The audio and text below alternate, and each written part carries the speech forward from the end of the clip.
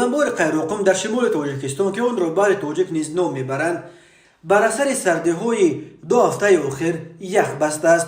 بار آخر این اوبنبور 15 سال پیش یخ بسته بود.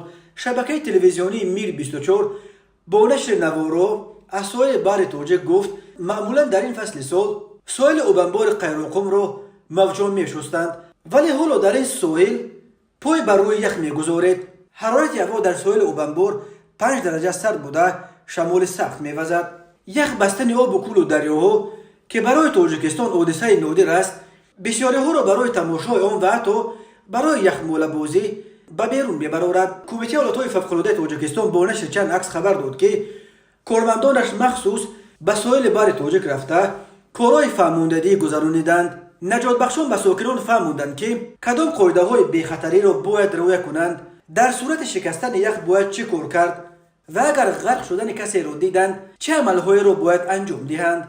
در کمیته حالتهای فوق‌العاده میگویند که این تدبیرها بی اساس نیست، زیرا در تاجیکستان قبط یخ و کول و دریاها عادتا خیلی تنک است و وزن آدم را برداشت نمیتواند، وزن را میتواند بشکند و سببگار حادثه ناخوش حتی مرگ آدم شود. امیده یوسفی سخنگوی کمیته حالتهای فوق‌العاده از جمله یادآور شده است که اخیراً در ناحیه ایسار یک دختر نابالغ از دهه گچک بر اثر شکستن یخ دریای خونقا غرق شد و در دهه غرابدر ناحیه مومن‌آباد 3 کودک از 4 تا 5 ساله هنگام یخمال بازی در بالای حوض یخبسته این دهه بر اثر شکستن یخ غرق شده به هلاکت رسیدند. در تاجیکستان از دام ینور سردی‌های از سال 2008 به این طرف به سابقه عقب فرماست.